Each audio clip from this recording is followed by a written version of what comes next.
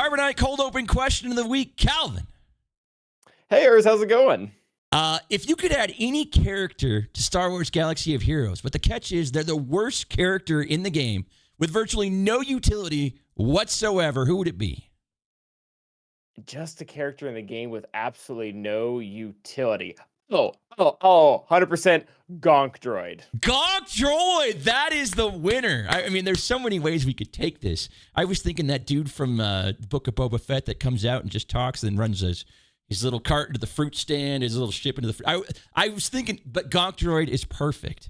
But honestly, Gonk Droid is there for moral support, both for your team and for you. He's not actually contributing much to the team there. You don't need to recharge your Omega, if you will. Yeah, well, I mean, here's the thing. I think enough people love Gonk Droid, and he's beloved enough in Star Wars that I think if they added to the game and he had no utility, people would be mad. No? Maybe a little bit. I would appreciate it, like, especially if I understood the parameters of, like, we wanted to bring a character to the game and we didn't particularly want them to do anything. Right? Imagine the flex that you could do in, like, GAC where, like, yeah, I beat you with 4 and a Gonk Droid. Like, you could be flexing on people. People go pull their GAC report and they're like, this guy was rolling Gonk Droid. You know, maybe it has no... It's like a step... It's like a step further of insult to injury, even just undersizing. Like, right now, we undersize to flex on people. But no, I'm not just going to undersize, but I'm going to take a character that's going to give me -3 banners, essentially. There you go. There you go. Well, perfect answer there, Calvin.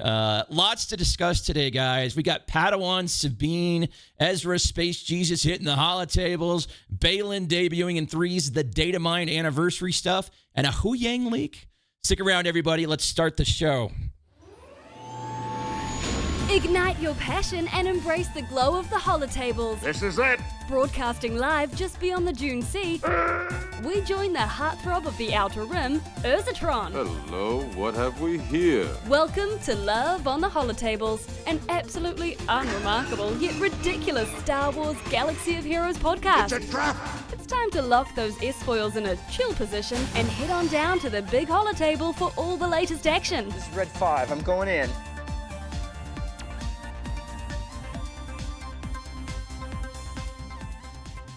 Well, hooty hoo, and a big hello from me to you. My name is Urs, and I'd like to welcome you all to the very first episode of Love on the Holotables. I'm thrilled to start this project with y'all. Thrilled to be back on the tables, and it just feels great. And today, we are joined by a very special guest, one who some might say is awesome. Calvin Awesome. Calvin, how are you? I'm doing well, Urs, and just want to say it's a privilege to not only be here, but to be here on your debut, essentially, for the podcast. That's quite an amazing thing. Well, my mod buttered me up, and he said, this is the best. This guy is the best. You got to go get him. So we went and got the very best. But no, it's great to be back, and I'm excited to start this project. And I'm thrilled that you're my first host, or you're my first co-host. And we're gonna go through and just talk about everything that going on with Star Wars Galaxy of Heroes. This is gonna be a weekly show for everybody out there, weekly podcast. And yeah, I'm just excited to get back into this all with you. So just full disclosure, I'm a returning player. I've been gone for 3 years. I think you know that, Calvin. But a lot of people listening from your community may not know that. So I'm coming back to the game where I am lacking a lot of game knowledge. So I'm going to be leaning heavily on you. I've been doing my best to catch back up. But obviously, when you're out of the game for 3 years, that's going to impact you just a little bit. Yeah, and the other side of that coin, for any of you who don't know Urs very well, is Urs was like the pioneer for GAC streaming and like taking it to heights that it has really never been taken to, even in your absence. So there's quite a bit of Star Wars lore, or I should say Galaxy of Heroes lore, between the two of us. Oh, well, that's so sweet of you. And yeah, I'm glad to see GAC's in a pretty healthy place. I think a lot of, maybe complaints about Datacrons, but other than that, seems like it's in a very good place. All right, let's jump into the news this week. We've got a few things to get to here. The first and foremost is the data mine. I don't know if you've seen the anniversary gifts. Now, I took a look at these gifts, Calvin, and I think they're a little underwhelming. And maybe I'm reading it wrong. I have the gifts up in front of me. I don't know if you've taken a look at these. But I have not. Yeah, I'll read them out here. And so we have the first thing. It's the 9th anniversary, and I think this runs for 2 weeks. 9th anniversary. Isn't that crazy? 9 years, man. But I remember being like out of the game and hearing from my community, people that still watch my stream, they're like, oh, the anniversary rewards were insane. They were so good. And I heard that like for 2 or 3 years. And, you know, every time I heard that, I'm like, oh, maybe I should get back. Maybe I should get back. And then, well, I'm back and I'm looking at the rewards and I'm not very impressed. So you can tell me if I'm totally wrong. It looks like free mystery chest that contains 3 cards. Card 1, equal chance of 5 shards of Plo, Captain Enoch, Death Trooper Peridia, Night Trooper, Commander Ahsoka Tano Cat. So you're getting that once a day, 5 shards of one of those characters. I guess my question here is... That's actually kind of nice. Okay, so if it goes on for 2 weeks, which it looks like the anniversary calendar does, then 5 shards a day, that's a decent amount, right? How many characters again are there, sorry, in that could possibly drop? Was it 4 or 5? Plo, Captain Enoch, Death Trooper Peridia, Night Trooper, and Cat. And Cat. Yeah, I mean, if you're looking at averages, you're hopefully, you're going to get Cat at least twice. And I'd have to look at some other years. But I mean, 10 Cat shards with the whole Proving Ground situation, that's nice. Why is Plo in this? Like, this makes no sense why Plo would be here. Like, Cat, even Cat's a stretch, but, you know, people don't have Cats. So I'm sure they're not complaining, but why would Plo be in this?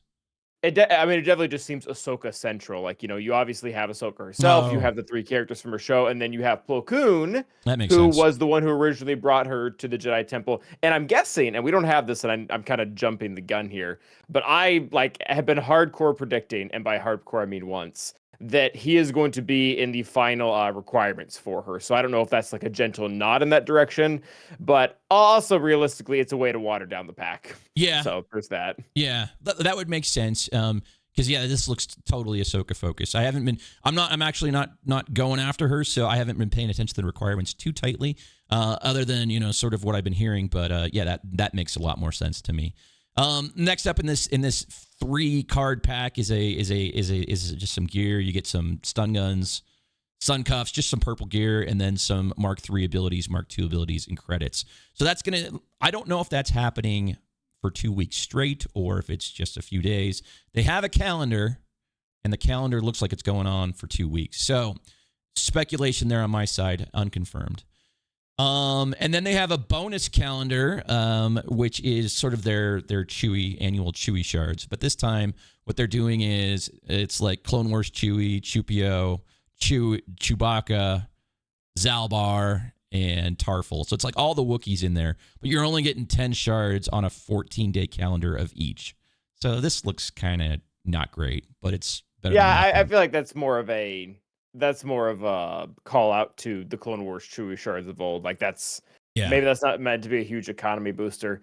But yeah, I mean, my big thing, I guess, is, and I'd have to look because I often confuse May the 4th with the anniversary from a reward standpoint. Mm-hmm. And for one of the 2 before, they gave us like 5 or 10 shards of several different conquest characters. So if that was the anniversary, then yeah, this is a pretty big step down, but my memory is not that good. Yeah, okay. Well, I mean, the only thing I'm really benefiting from this is Tarful. I don't have him farmed up. He happened while I was gone.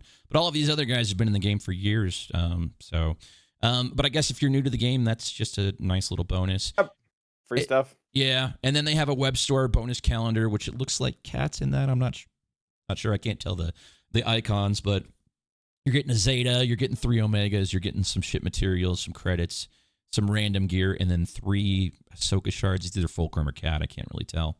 And then it looks like they have a new player calendar going up for 80. This looks pretty hot if you're a new player, actually.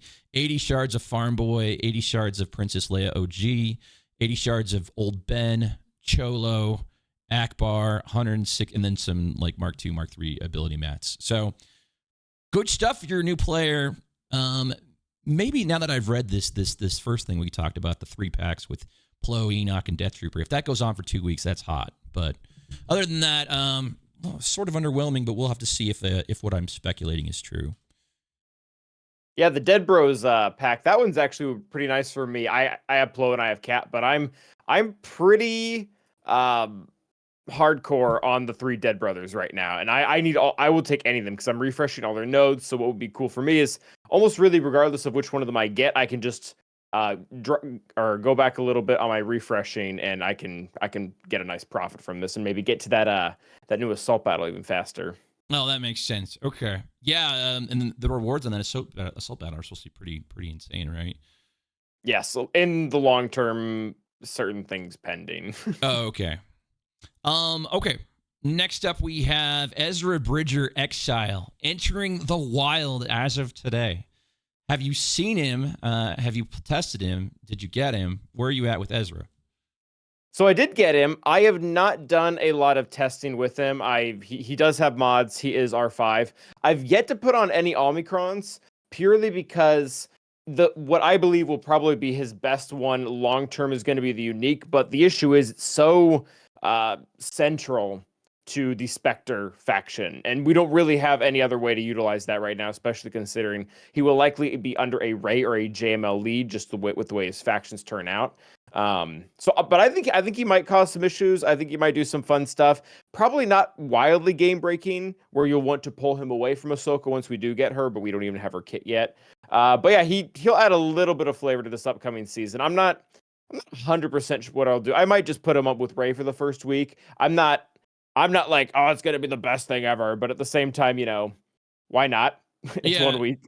I watched the majority of Arnold play with him today, and Arnold maxed him out immediately, and then took him into Squad Arena, and it looked like Ray was the better team he was in, and it looked like a small lift to sort of JML stuff, but overall that isolate ability, that looks pretty cool. Like, imagine, like, I mean, this is just my old brain thinking, but like, imagine running that with multiple like fractures and isolates. I don't know. You could maybe do some really interesting stuff, just shutting down the other team. But I don't know. We'll have to see how he all shakes out. But yeah, he's going to be designed for, like, even his kit calls out things like Purgle Migration and Ahsoka. So you got to assume it's going to be hard to pry him away from that team.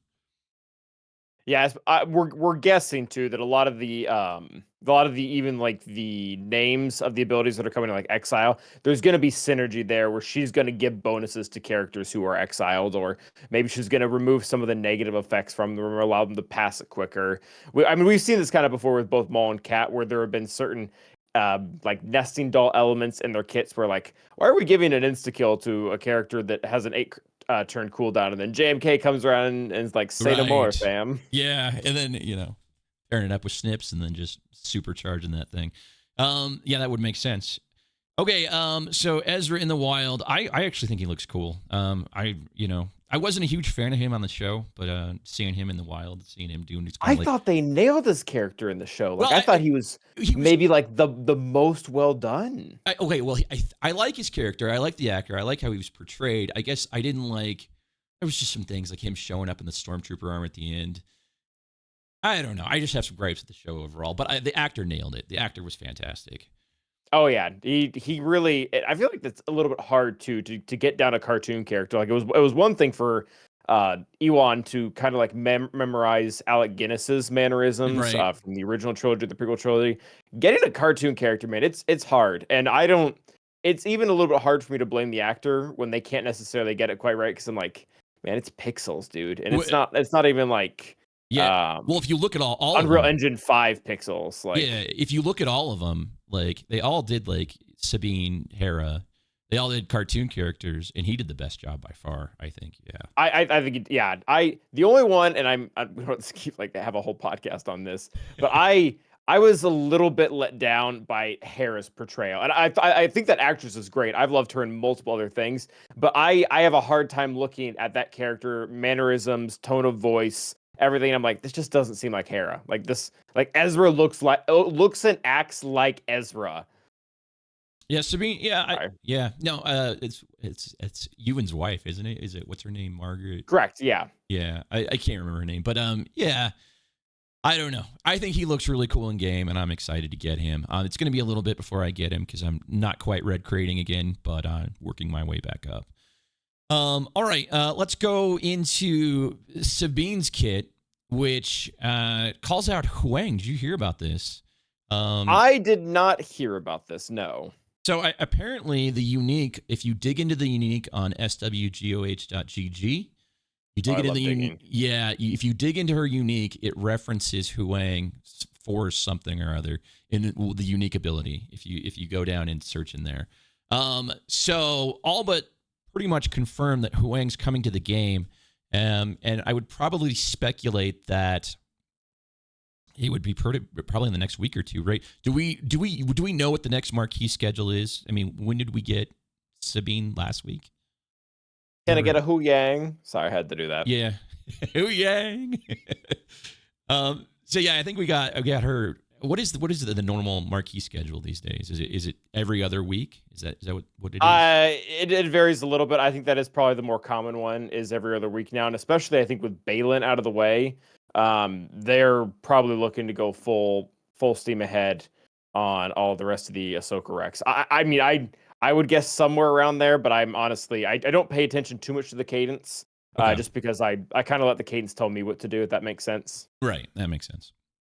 All right, well, let's jump into Sabine's kit and talk about it real quick. I know this is old news for some of you guys. Don't worry, I'll have timestamps in the show if you want to skip through the kit. We're going to go through it pretty quick anyway. So, all right, Padawan Sabine Wren. She is a light side attacker, Mandalorian Spectre, unaligned Force user.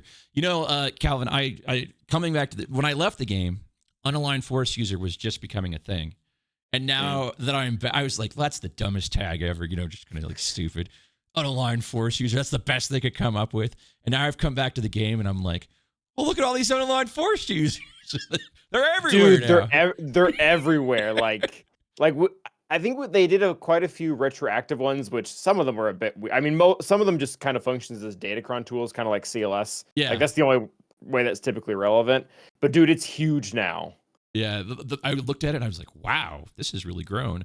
And, you know, I'm all for giving someone like Visa some utility and like calling out an unaligned Force user. But it seems like it's really divisive with kits. It's got to be a light side or a dark side unaligned Force user. I'm like, can they just get a little love? Can Visa just get a little love and just like, I know she has a place now, which is good, but yeah. And then Spectre tag here, which I checked in the game. There's no Spectre tag to filter by quite yet. So there is, like, as of right now. Oh, like, they added it in the last patch, yeah. Okay. So do we know who's got the Spectre tag currently? Yes, so it is Ezra Exiled and Padawan Sabine Wren. So it very much feels like the same thing that they did with Hutt Cartel and Jabba, where they weren't necessarily trying to amplify a specific squad or faction. They're really almost trying to go from scratch. So we have the two of them, obviously. We know that Chopper will be getting it. That was mentioned at one point. Okay. Obviously Ahsoka, I'm guessing, will have it. Yep. And then if we get Huyang, he would have it too. So I don't know if that's the team, but well, it seems how they do business these days. It's all about the team and not necessarily the individual characters. So yeah, I mean that's 5, right? You nailed all 5. So yes. Okay, but I don't know how heavily they're going to lean into it. Like if we look at the Rey squad, she brought the Inspired mechanic in, and only 3 characters at the time directly interacted with Inspired, and then you just kind of filled in the last 2 with GK or Chewbacca or Jedi or what have you. So they might be able to do that. Yeah, and same with like Baylan and Shin and Merrick. They're the only ones that have Soldier of Fortune, but I guess under the lead, the other mercenaries generate Soldier of Fortune. But yeah, it's sort of interesting. So it may just be a few characters that have Spectre-specific interactions. Okay, they might have been using the Spectre as like just a broader way to bring in like Huyang and Ezra Bridger, because Ezra doesn't have the unaligned Force user tag. So I don't know if she's gonna pull like a JMK and Lord Vader. Well, she'll have like, hey, if you're one of these 2 factions, you get to play. Okay. I could see that. All right, let's get into the abilities here. It's a basic called Practice Swing. Sabine gains 20% armor penetration for 1 turn, stacking max 60%. Physical damage to target enemy. This ability gains 15% critical chance for each ally above 100% health. That seems pretty standard. Nothing really to call out there. Let's go special. Yeah, special 1 Frantic Strike, 3-turn cooldown. Deal physical damage. So this is like an AoE and a single hit here. Deal physical damage to target enemy and inflict pin for 2 turns. Then deal damage to all enemies and inflict off balance to them for 1 turn. Enemies hit critically by this attack are inflicted with another stack of off balance for 1 turn, which can't be evaded or resisted. And then pinned is can't gain bonus turn meter, negative 25% speed, doesn't stack with breach or speed down. So it's kind of like a mini daze a little bit. With minus the counter attacking. And then off balance, this looks pretty unimpressive, but I think I know why this is here. Lose 10% health and 10% turn meter if damaged by an attack. Yeah, it seems fine. Nothing super good. But I think the reason why off balance exists is probably because of this next attack here. Any comments on this first special before we go to the next one? I just think of one thing when you talk about small increments of turn meter removal, and maybe just because I'm a fanboy, the first thing that comes to mind is SLKR. Like, man, he loves it when you not in large amounts. He doesn't like to lose 100% turn meter, but he loves to like lose 10, 5, 3% turn meter at a time because eventually you just make him invincible. Right. So I don't know if that's SLKR has had the tendency to counter all the GLs. He doesn't hold very well, but with the right comp, he's been able to take things down. So I don't know if that might be a possible counter in the future. Nice. Okay. So special 2 here, fallback tactic, cooldown 3. Deal physical damage to target enemies. So this is the wrist rocket one where she tries to use the force and then fails and then uses the wrist rocket. Deal physical damage twice to target enemy for each buff and debuff on target enemy. This attack gains 10% critical damage, max 100%. This attack gains 5% critical chance for each Mandalorian ally, doubled for Spectre allies. Removes 25% turn meter and additional 5% turn meter per relic level for each critical hit scored. So the reason why I was saying I think I understand why pinned and off balance in the last ability exists is because there are 2 debuffs that are going to get out on the board and just be more debuffs for this. This is like Boba, right? More debuffs for this is just spike. Similar concept, yeah. Oh, wrist rocket too. Yeah, and feels like on flavor, on theme, and I love the animation here. Any other thoughts on this one? Watch out for those wrist rockets. Yes, sir. Okay. I was just thinking, Calvin. I'm like so happy we did. It's hard to not say it, man. I'm so happy we started the podcast this week because I couldn't imagine trying to read through Baylan's kit like last week or the week before. Like, oh my! I've read Baylan's kit like 6 times and it's just I have to go get like tea afterwards and go to bed. All right, the next one we have is her final ability here, which is her one unique, which is a Zeta and an Ami. It's called Sentinel of Lethal. This one's a bit of a mouthful, so I'll just rapid fire through it. Padawan Sabine Wren has 25% critical chance and critical damage 70% and 70% counter chance. If there is a light side Mandalorian ally in the leader's slot, whenever Sabine uses a special ability, she gains a stack of Ancestral Resolve, max 100, for the rest of the battle, which can't be copied, dispelled, or prevented. Whenever another Spectre ally uses an ability, Sabine gains 1 stack of Force Connection, doubled if that ally is Ahsoka Tano for the rest of the battle, which can't be copied, dispelled, or prevented. Whenever Sabine gains a stack of Force Connection from another Spectre ally, she gains an additional stack of Force Connection. So this is going to be ramping quickly in this team. Whenever Ahsoka uses an ultimate ability, Sabine gains 10 stacks of Force Connection, 5% mastery for the rest of the battle, which can't be copied, dispelled, or prevented. At 20 stacks of Force Connection, and every 10 stacks after that, Sabine gains an extra 50% critical damage for the rest of the battle. That's uncapped? Is that at 20 stacks and every 10 stacks after? That seems like it's uncapped. Yeah. I think it is. It's gonna feel like the support crown where the crit damage just goes up and up and up and up and up and up. That's crazy, man. Okay. While in territory wars, light side Mandalorian allies have plus 50% defense, offense, and 30 speed, doubled for Spectre. Whenever Sabine gains a stack of Ancestral Resolve or Force Connection, she also gains 2% critical damage and defensive penetration. If the allied leader is Ahsoka Tano, Sabine starts with the battle with 20 stacks of Force Connection. Wow, this is going to get out of hand quick, I feel like. Whenever Ahsoka Tano uses a special ability, she gains 10% ultimate charge. And whenever Ezra Exiled gains Purgle Migration, he gains an additional 5 stacks of Purgle Migration. And then here's the kicker. Whenever a Spectre ally loses exile, they gain 300% offense for 2 turns. Yo. Yo. I mean, that's like Berserk, right? Like, it's just when he's the only one that can be in exile, right?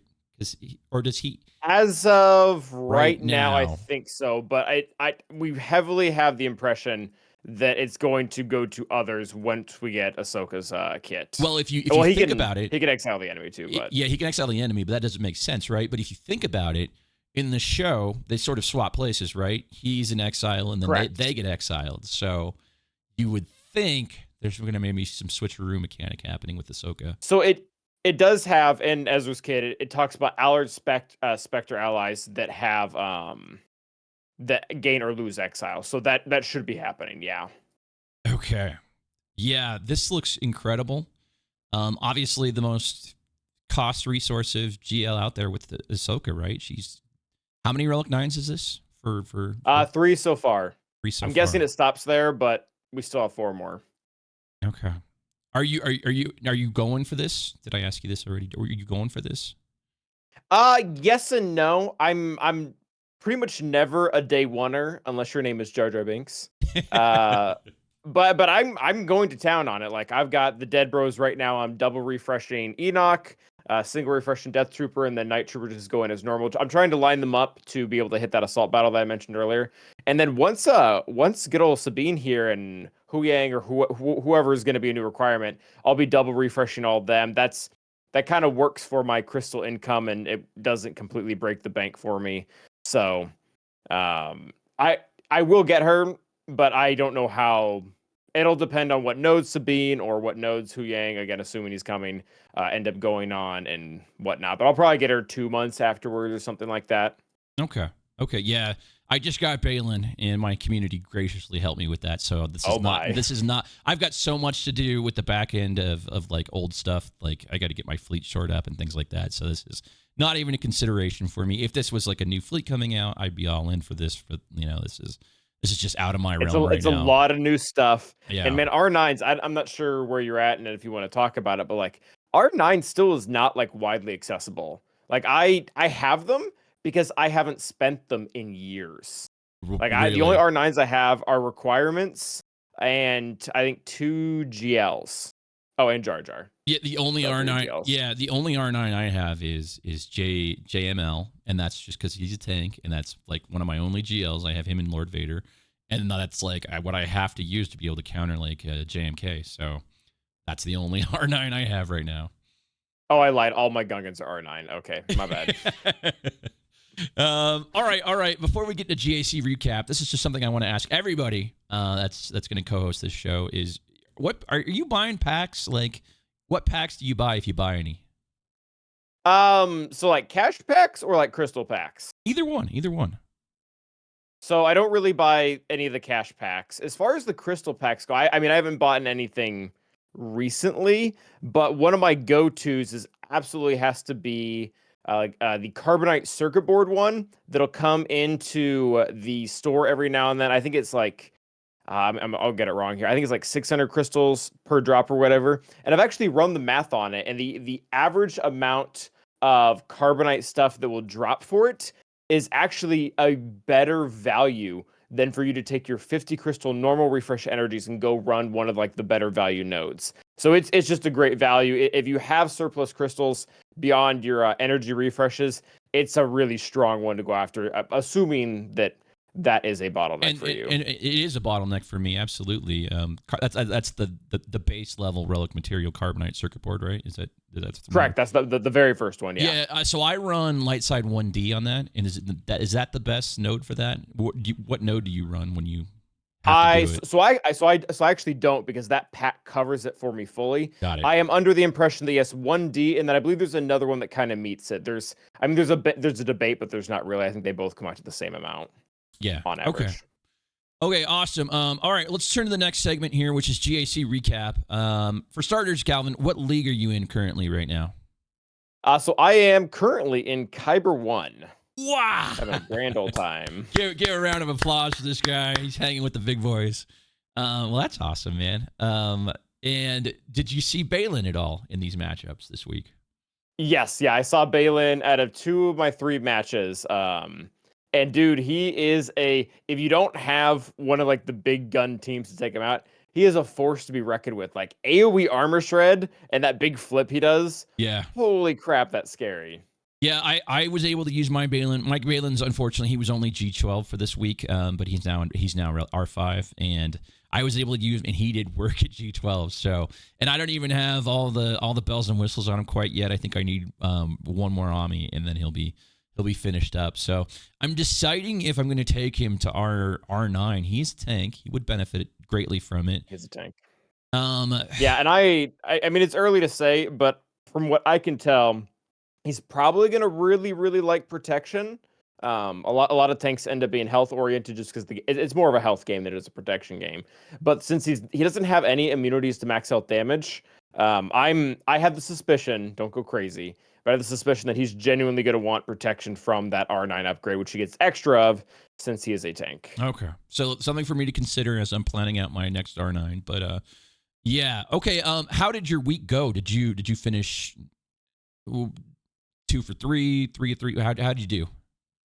I got my butt completely handed to me, man. It was crazy. So I flew a little bit too close to the sun. I've been able to typically stay in Kyber 1 for the most part, but this last week specifically, I was up in like the top 200 area, and oh man, I literally the entire final match, I spent 2 hours. 2.5 hours. It was a great time. It was a fantastic time. But 2.5 hours trying to burn down the front wall. And we did it. And it was amazing. And then we proceeded to beat nothing else and like have a finishing score of 481 or something. You know, low. I have to tell you guys, Hall, anybody listening to this, Calvin actually came into my second GAC back. This was This was a couple weeks ago, and it was a similar thing where it was 4 GLs to my 2, and he put all 4 on defense. And the whole stream was just a dogfight to just punch these GLs down. And we got stuck on that protection cron on Lord Vader. But oh yeah, Lord Vader, yeah. It was a hoot of a good time. And my man Calvin, this guy's awesome. He helped a lot. And great advice, great theory crafting, burning some cooldowns, things like that. So I learned a lot, and I just wanted to, now that we're live, I can thank you for helping me out that night. That was awesome. I don't know, those are you're welcome, but those are so much fun, dude. Like, and it's so, I don't know if it's sad or happy, but like the adrenaline rush you get from killing one character. And it's like, yeah! well, one of you just die? Like, I need this to go down. I don't care if it goes down in 8 teams or in 4, but it needs to go down. Right? Yeah. And that we were getting 1 out at a time, and I'm like, just pressing on. It was just grinding, and I ended up winning. That fight. I don't think he even attacked. It was just awesome. Oh, that's awesome. All right. For me, I went 3 for 3, but I'm living in nice. A Bronzium 2 right now. I've moved. So when I came back, Calvin, I was in Kyber 4. We tanked the account to get reasonable matchups. Ended up in Bronzium 4 by the time we went back, and now I'm in Bronzium 1 after this week. So slowly working my way back up to Chromium. But guess what I saw twice this week? In Bronzium 4, Bronzium 2 is a wild place. I saw Darth Nihilus lead twice this week.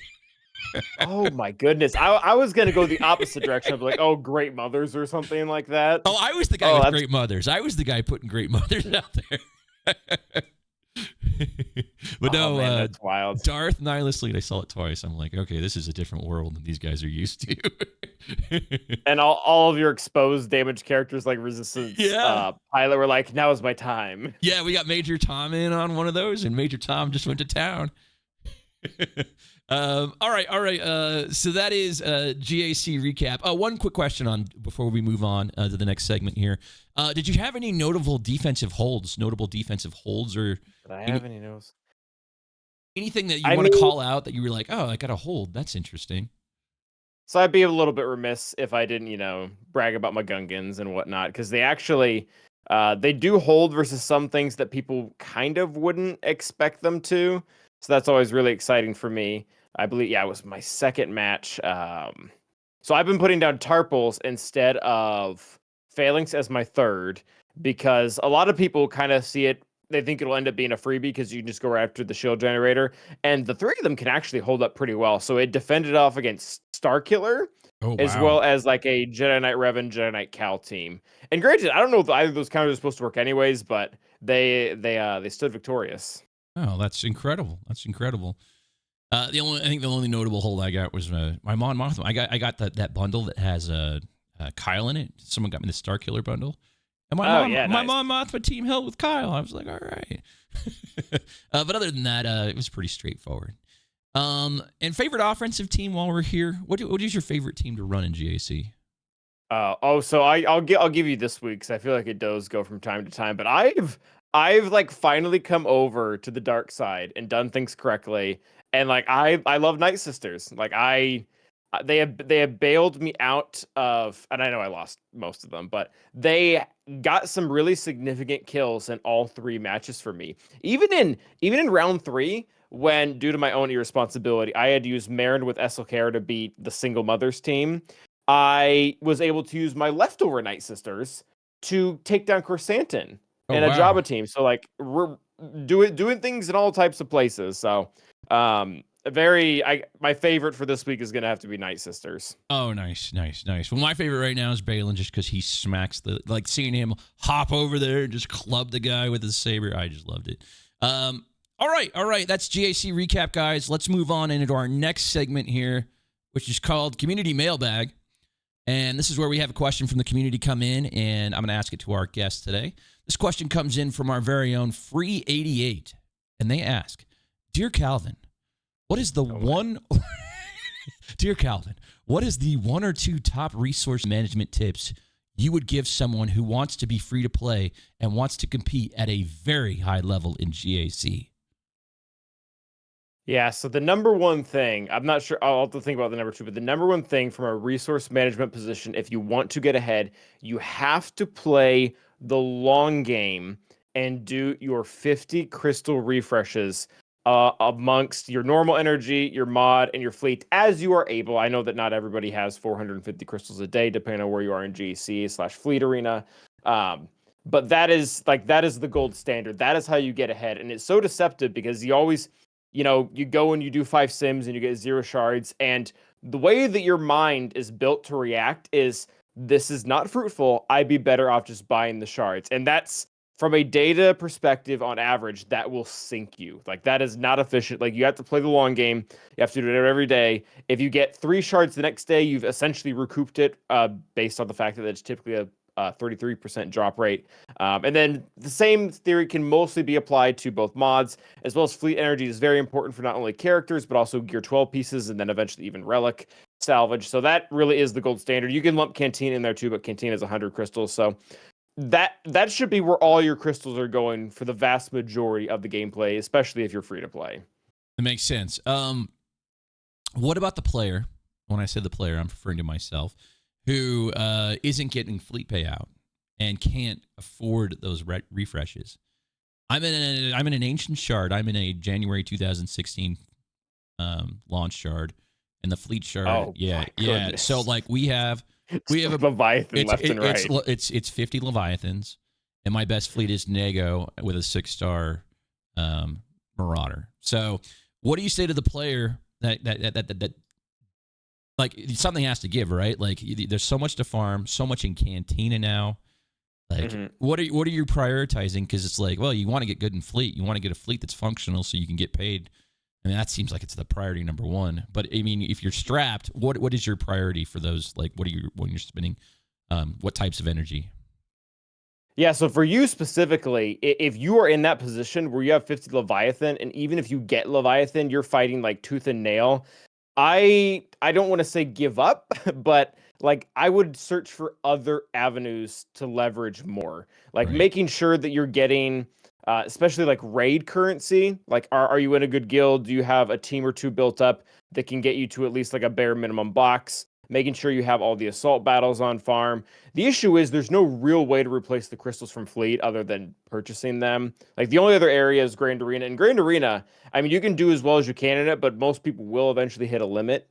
And there's There isn't like one specific thing that I can tell you to do in GAC to make you win more, especially for the people who are down a lot lower in like say Carbonite. And a lot of their wins are decided on whether or not the 8 million GP opponent is going to show up or not. Which in my experience being in Bronzium, it doesn't happen very often. I mean, I think, probably in a week I get one or two that'll participate. Oh, that will participate. That will participate, yeah. Yeah. Yeah, so and while that kind of leaves you not with GAC without being a focus until you eventually get to a point where it actually becomes very challenging, and then you can kind of shift your focus there. But yeah, just making sure you have as many of those resources on farm, because one of the things that the raid currency has done, or rather the way they remodeled to have like the Mark 1, 2, and 3 currencies, you can get so many good necessary things out of there. Like the main bottleneck that you'll run into after this will end up being signal data, because impulse detectors used to be hard to come by. They were actually even considered at one point really good crystal value. Nobody really should be doing that anymore, because if you have access to Mark 3 currency, then that kind of fixes it for the most part. Yeah. Okay. Well, good information, and big shout out to Free for asking the question, and thank you for Calvin for answering. As a reminder, if you'd like to submit a community mail question, swing on by the Hall Discord and drop the question in the channel titled Community Mailbag. I'll be selecting my favorite question from that channel each and every week, so do please participate. All right.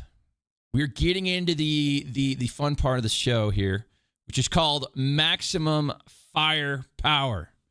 I don't know where my brain was at with this, but we're going to put our guest on the hot seat. And we're going to test his mental limits, and we're going to just put him in the grinder here. All right, first we're going to ask him 5 SWGOH or Star Wars topics. Calvin will respond with one word that best describes the topic I give him. We're looking for rapid fire here on this one, Calvin. The first word that comes to mind, okay?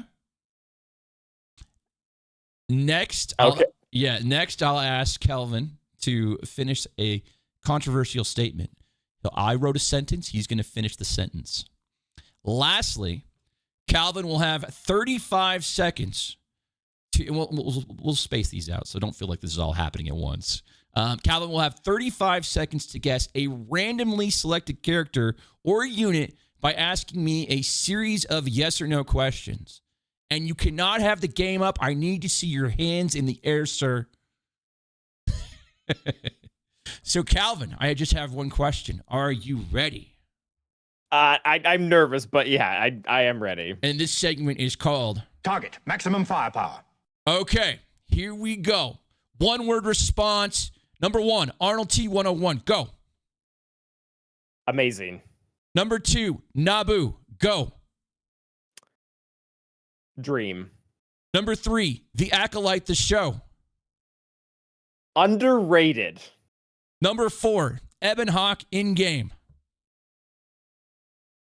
First Order. Number 5, Calvin Awesome.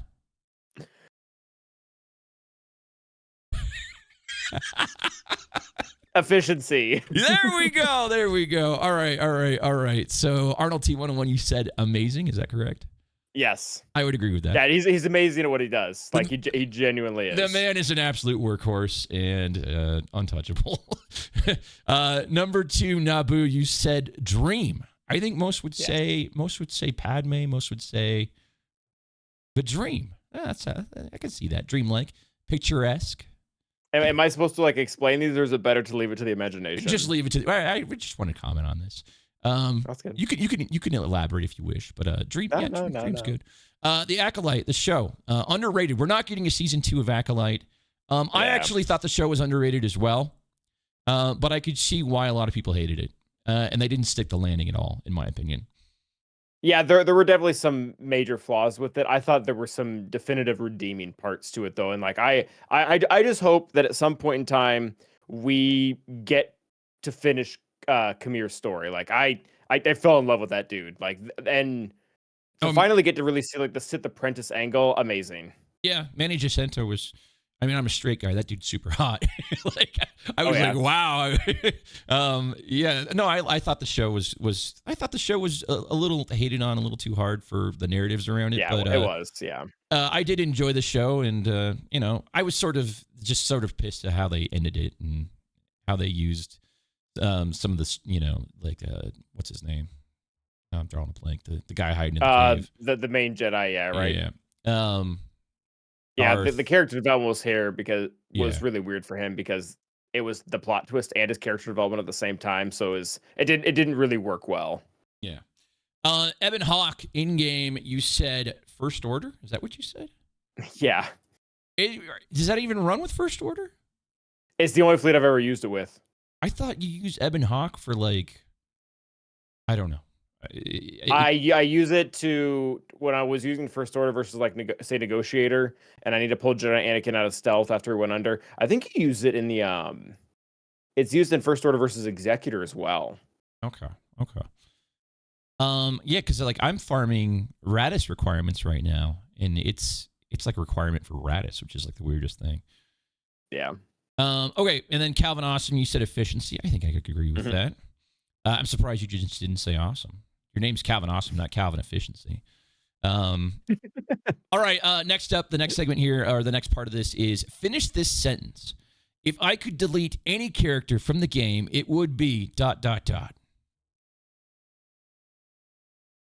I supposed to answer now? Mm-hmm. Finish the sentence.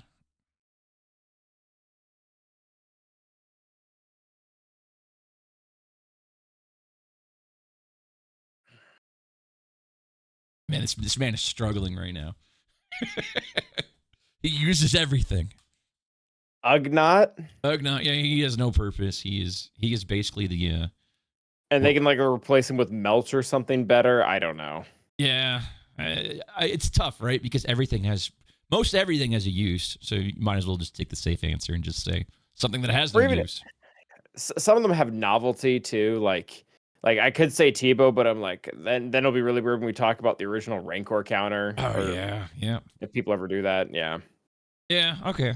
I was hoping you'd give me something spicy. You'd be like, oh, SLKR, just get him out of here. Oh, gross. All right. So I'm going to get 35 seconds on the clock here. All right. So you're going to have 35 seconds to ask me yes or no questions and see if you can guess the character. All right. Calvin, are you ready? Yeah, I got my game down. So when I say go, you can start asking the questions. All right, ready? 1, 2, 3, go.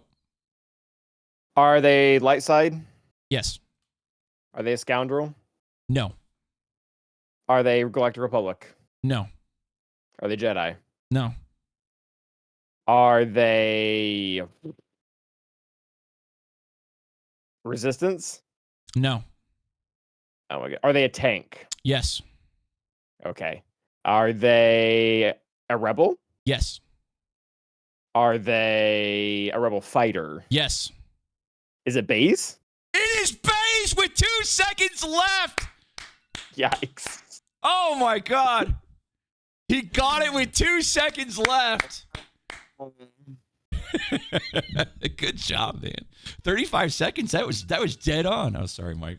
I was close. I got through Jedi Galactic Republic, and I'm like, are there other light side characters? Like, oh, that's awesome. You did great, man. I was like, he's not going to get this.